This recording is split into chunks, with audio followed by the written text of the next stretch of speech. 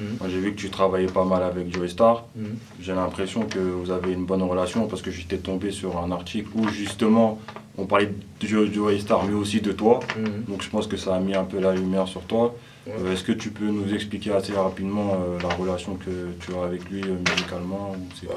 Relation aujourd'hui, j'ai envie de te dire, j'ai bossé avec lui depuis le premier album solo de Joey, donc Garo Jaguar, où Dadou il était venu me chercher pour faire écouter mes sons.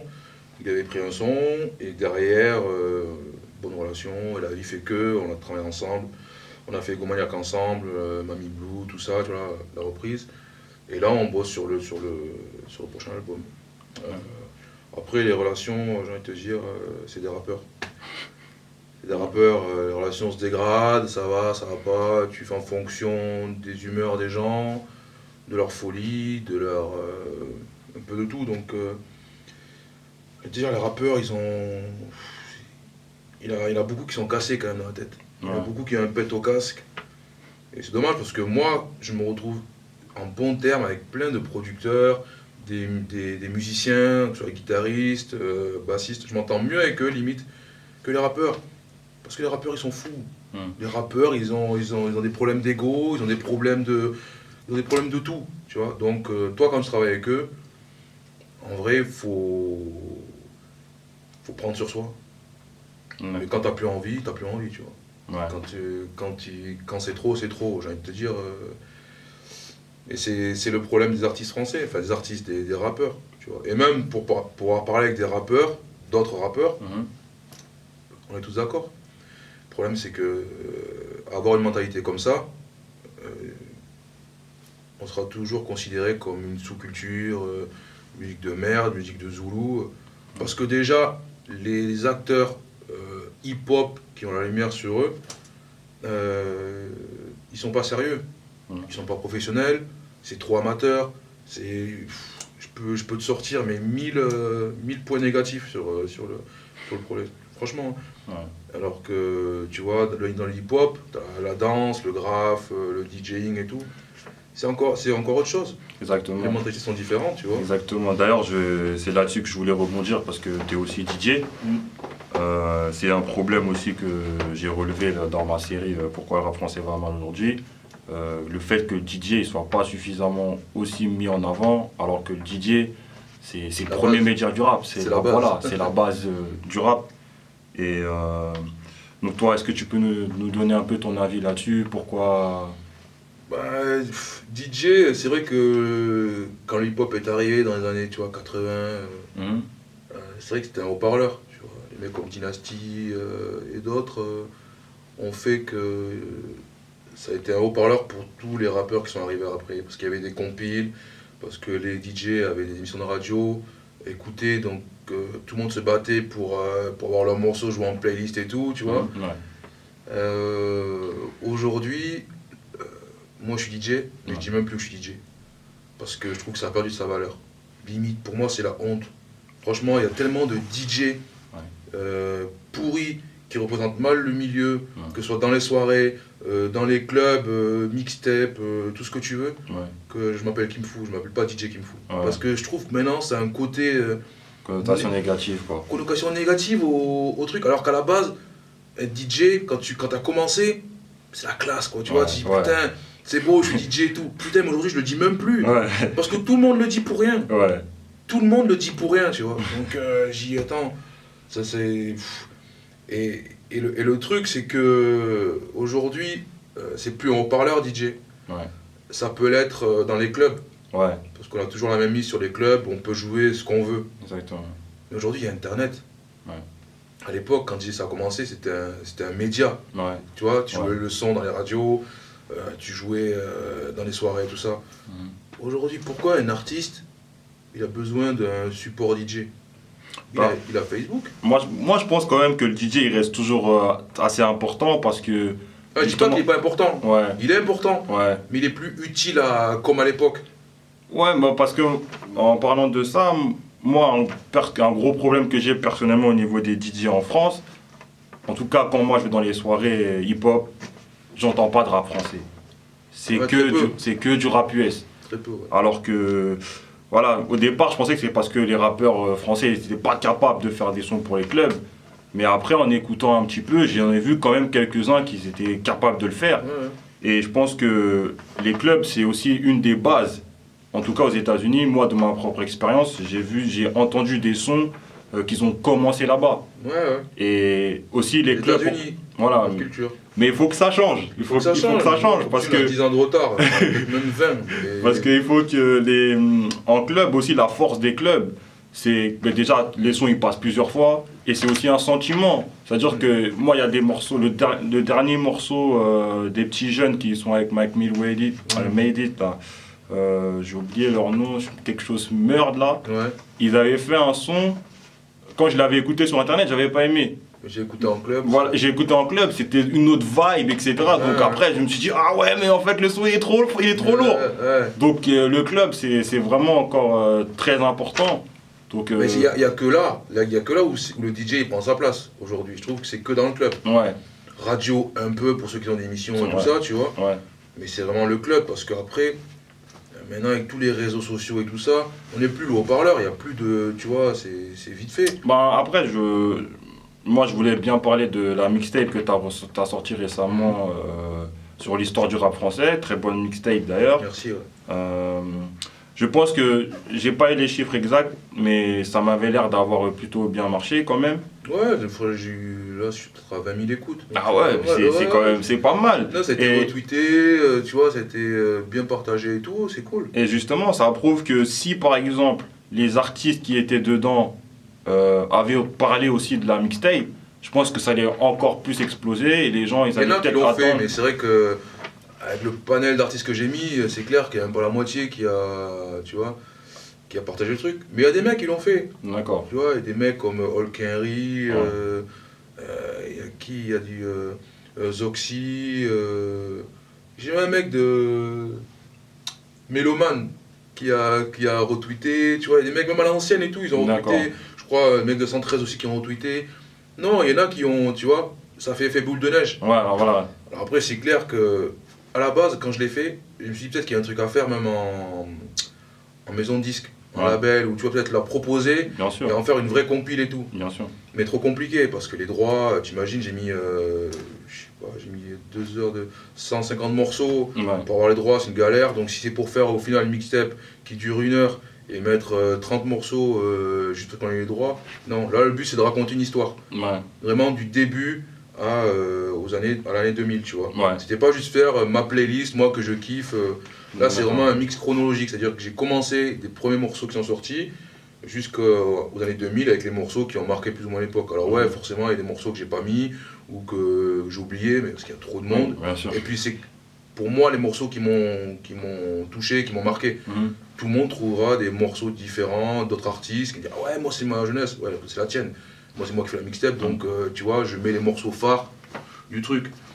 Mais après ouais, c'était non, c'était partagé. Mon Olivier Cachin et d'autres gens qui ont partagé le truc, c'était cool, tu vois. D'accord. C'est clair, ça aurait pu être encore. Voilà, peu mais je plus veux dire, c'est un exemple parfait du fait que, avec une initiative comme ça, qu'on mette vraiment en avant que ce soit toi qui l'as faite, je pense qu'il y a des gens qui vont dire ah ben c'est quand King Fu tu vas sortir la prochaine, il y a des gens qui vont te suivre, etc. Ouais. Et au fur et à mesure, ben, tu deviens quelqu'un d'influent. Oui, ouais. Donc c'est là où moi je trouve qu'on pêche encore par rapport aux États-Unis. Les DJ ils restent quand même super influents.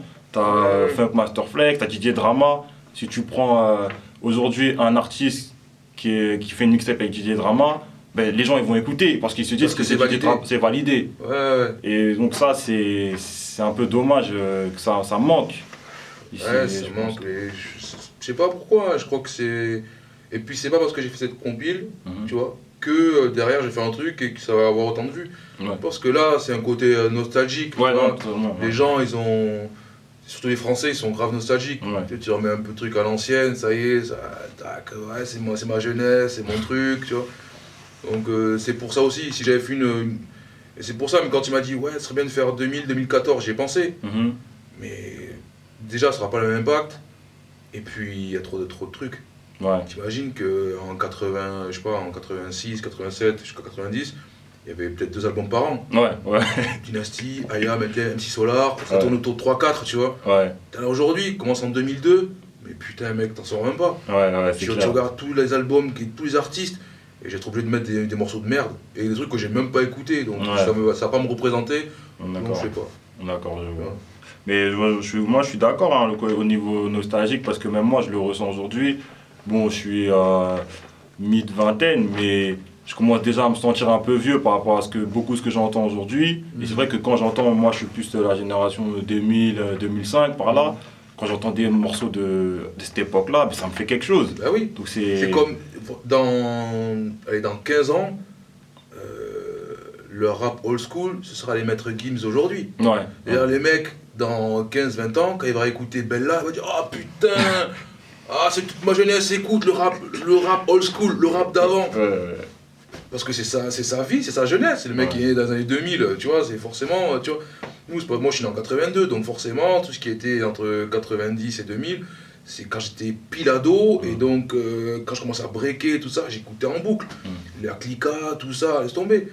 Donc chaque époque aura son rap old school, Ouais, c'est sûr. tu vois. Ok.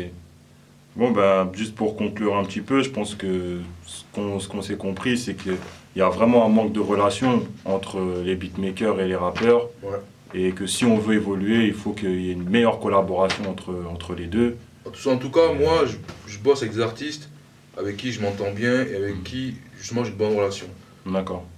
Aujourd'hui, tu vois, je suis entre guillemets indépendant, je fais mon truc tout seul, et je prends le choix de faire tel et tel morceau ou tel projet avec les artistes, tu vois.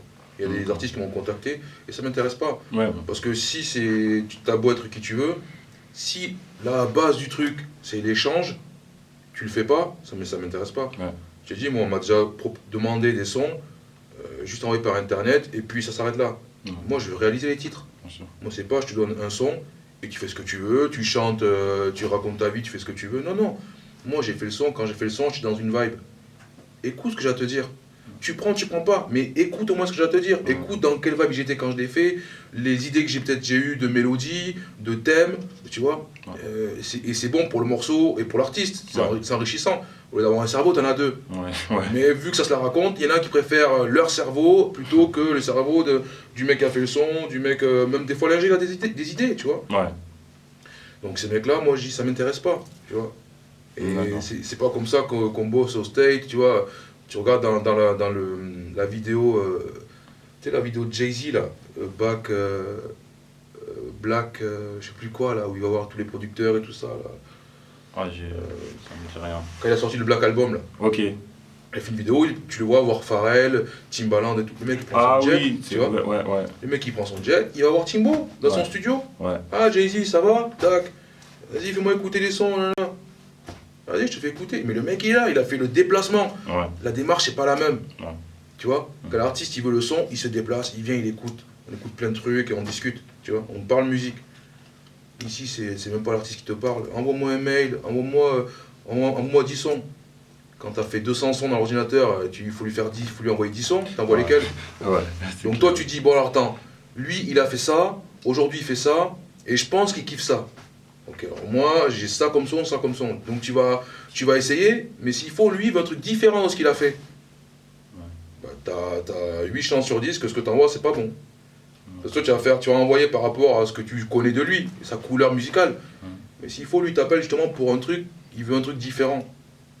Et ça, si c'est que par téléphone, par mail, tu sais pas, c'est bien d'être en visu et on discute. Bien sûr. Parce que quand tu es en visu, tu peux faire écouter des sons que tu n'aurais pas envoyé, mais parce qu'on est là, on discute. Ah tac, j'ai un truc dans ce délire-là, j'ai fait écouter, bingo. Totalement. Et ça fait un truc original. Et ça fait un artiste qui arrive avec un morceau original, dans d'autres vibes que des trucs que tu entends tous les jours.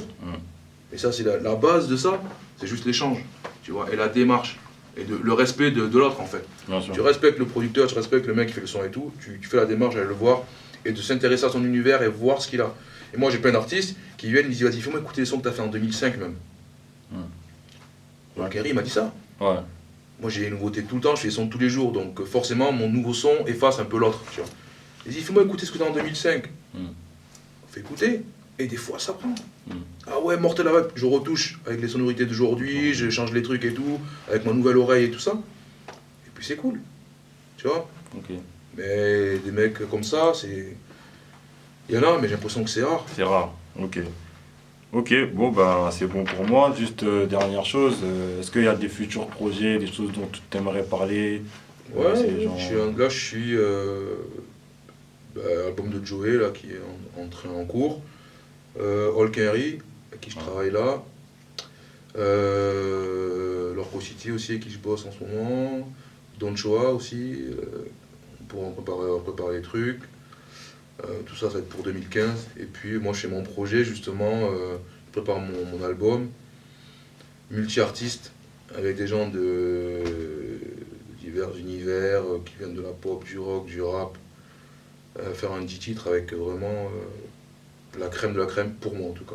Enfin, la crème avec tous les problèmes que ça rencontre, c'est-à-dire les rappeurs, leur ego, leur planning et tout ça, quoi. Mais D'accord. bon, c'est bien parti pour que ça voit le jour 2015, je pense. D'accord. Mais non, je vois juste une dernière question. Mhm. Vu les noms que tu as cités, c'est que tu es quand même quelqu'un qui est bien installé dans le milieu. Quel conseil tu donnerais justement aux beatmakers pour qu'ils puissent justement se mettre plus en avant et avoir des meilleures relations avec les artistes? Ouais, c'est compliqué quand tu... Déjà, je pense que, comme on disait, tout est centralisé à Paris. Ouais. Moi, je suis de Toulouse. Je sais que si j'étais resté à Toulouse, très dur, Ouais. très compliqué, tu vois. Même si j'ai commencé à faire mon beurre à Toulouse, aujourd'hui, il faut être à Paris. Parce que ça va vite, tu peux voir les gens en direct et tout ça. Quand t'es à Toulouse, même si t'es bon, t'es pas là. Ouais. T'es pas là, tu seras remplacé par un autre, tu vois. Donc déjà, quand t'es à Paris, c'est un gros point positif. Après, moi, les conseils que je donne, ou même aux DJ, producteurs et tout ça, des fois on m'envoie des mails, on me dit ouais, écoute mes trucs et tout. La passion. La base, c'est la passion. Mais c'est même pas de faire du bise et du bif. La passion. Moi, je pense que si encore aujourd'hui je fais des sons, je produis des artistes que je kiffe et tout ça, c'est parce que je suis pas dans une démarche de, de bise, vraiment. Je suis obligé de l'être parce que j'ai une société, qu'il faut que ça rentre. Mais ma base première et mon fond de truc, c'est la passion. C'est-à-dire que moi, à la base, je travaille pour rien. Je travaille pour moi. Quand je fais des beats, je sais pas où ça partira peut-être jamais. Et du moment où moi, je me contente et je suis content de ce que j'ai fait, le contrat, il est rempli. Tu vois? Ouais. Donc moi, je dis aux artistes, il faut être passionné et être super patient. Et être original. Si t'es pas original, tu sortiras pas du lot. Et donc, voilà. Il faut être original, il faut trouver le petit truc différent.